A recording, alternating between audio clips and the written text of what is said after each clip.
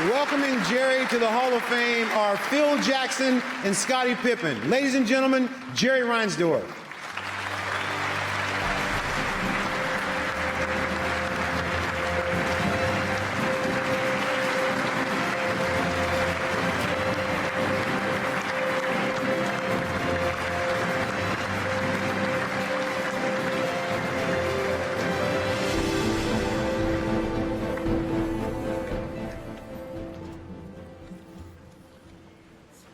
You know, this is a wonderful evening, but sometimes it has a tendency to go a little long, and I don't want to contribute to that. So, as Henry VIII said to his wives, I won't keep you that long.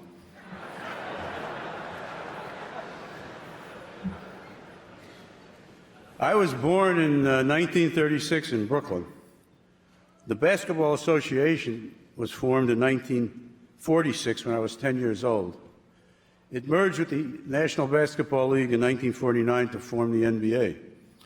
I really got hooked on the Knicks and the NBA in 1949 when I entered Erasmus Hall High School in Brooklyn, because one of the benefits of being a high school student in New York was that your student ID card got you into Madison Square Garden for 50 cents. I was there any time I could cobble together 50 cents plus the 10 cents car fare. 1949 was also the year of my bar mitzvah. A bar mitzvah is the time in his life when a Jewish boy realizes he has a better chance of owning a team than playing for one.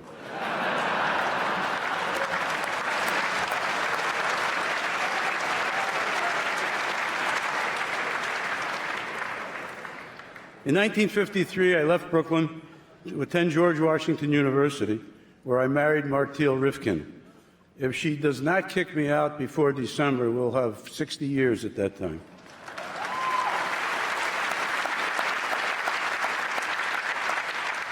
The secret to that is that I know my place. After graduation from George Washington, I moved to Chicago to attend Northwestern University Law School and never left Chicago. After 59 years, I consider myself a Chicagoan. After 4 years, after law school, I spent 4 years as an attorney at the Internal Revenue Service in Chicago Regional Counsel's office. After that, I practiced law for 9 years in private practice before starting the Balcor Company, a real estate investment company with some friends, in 1973. That company was sold to American Express in 1982. In 1980, on a hunch, I contacted Bill Veeck, who owned a group that owned the White Sox, to see if he was interested in selling. He was, and after a protracted saga, and I mean saga, in which the American League rejected another prospective buyer, Bud Selig eased away for my partners and me to buy the White Sox just before the start of the 1981 season. In the summer of 1984, I was having dinner in New York with George Steinbrenner, and when he started complaining about the Bulls. George owned 8% of the Bulls, and he said it was the worst deal he had ever been in.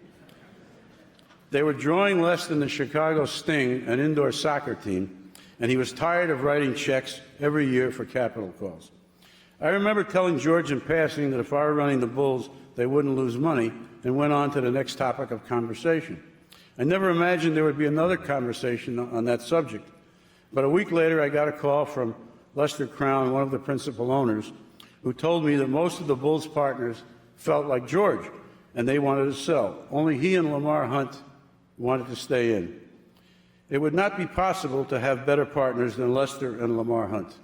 Lester, of course, as many of us know, has more championship rings than any person on the planet through his ownership of the Yankees and the Bulls and the New Jersey Devils. He has 14 rings, and plus his wife, Renee, has one with the White Sox. So that's pretty good. It's an impressive thing. When we reached our agreement in September 1984, a kid named Michael Jordan had been drafted by the Bulls, but he hadn't yet played. At the time he was drafted, Bulls management said, quote, "He will be a fine offensive player.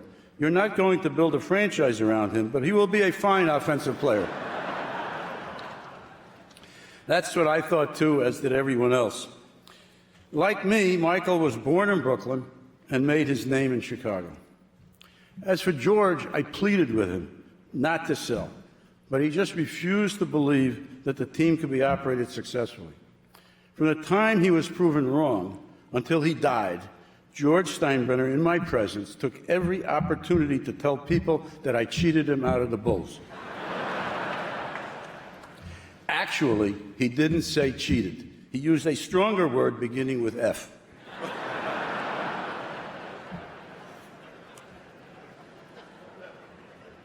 In the 1980s, the NBA was primarily a scorers' league. Almost everyone with whom I consulted said that the players of that era were too good to be defended. Other than Bill Bradley, they all downplayed the importance of defense. But I've always been a believer that defense wins championships in any sport. In baseball, everyone knows that pitching is 75 to 80% of the game. Pitching is defense. All of the great Super Bowl teams have been outstanding defensive teams, and pretty much in every sport, the best defensive teams win. I also hated isolations, and I wanted an offensive system which involved ball movement and player movement off the ball. I knew what I wanted to do, but I hadn't the slightest idea how to get it done. I needed a general manager and a coach who shared the same vision I had, but I didn't have any idea where to find those two guys. Then, out of the blue, I got a call from Jerry Krause, who was a baseball scout for the White Sox. He wanted to come and talk to me. When he did, he said he wanted to be the general manager of the Bulls. When I looked at this short, overweight guy, I had all I could do to keep from laughing. But to be polite, I asked him for his basketball credentials. After hearing his credentials, I still thought of him as a baseball guy. But to humor him, I asked him to give me his vision of how to build a championship team.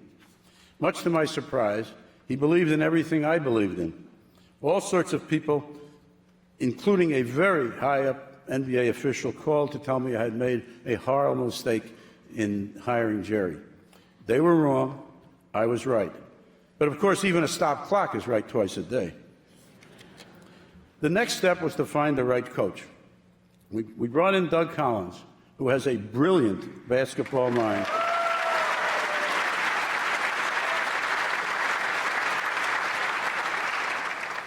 And he was able to change the culture of the team and to get the players to believe they could win. Doug took us to the Eastern Conference Finals, where we lost in 6 games to Detroit. As brilliant as Doug was, and still is, we thought we needed something different to go the rest of the way. We had an assistant coach on our staff named Phil Jackson. Jerry had come across him coaching the Albany Patroons in the Continental Basketball League, just as he was about to quit coaching and go to law school. Our feeling was that Doug was an outstanding coach, but that Phil would be better for that team at that time. When we made the change, Jerry and I were almost run out of town. I was so unpopular that one night I drove up to a Motel 6 and they turned the light out.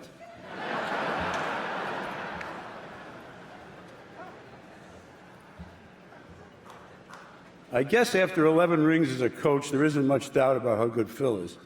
To his credit, Doug has never had hard feelings, and we remain truly, truly good friends to this day.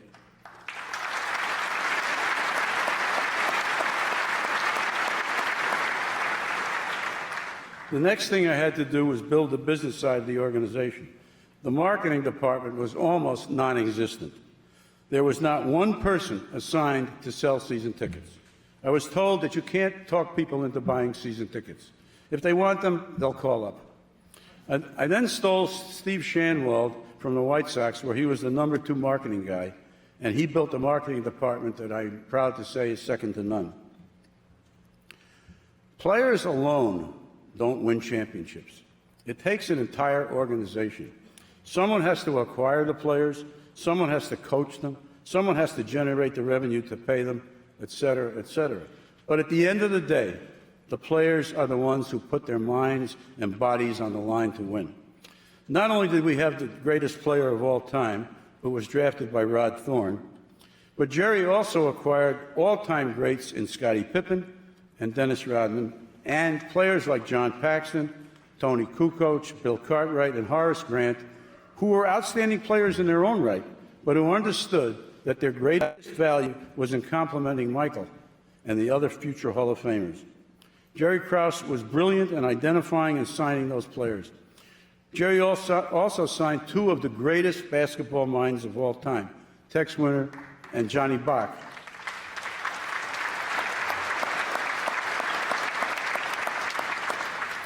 as assistant coaches. I would not be standing here tonight were it not for Jerry Krause. John Paxson and Gar Foreman have certainly been worthy successors to Jerry.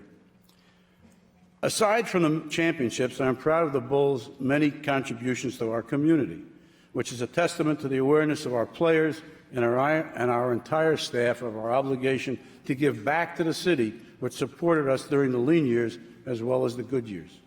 Despite missing the playoffs for 8 consecutive years after 1998, we led the league in attendance.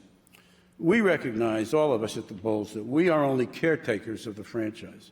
The real owners are the fans. I'm also proud that over 10 former players are still with the team.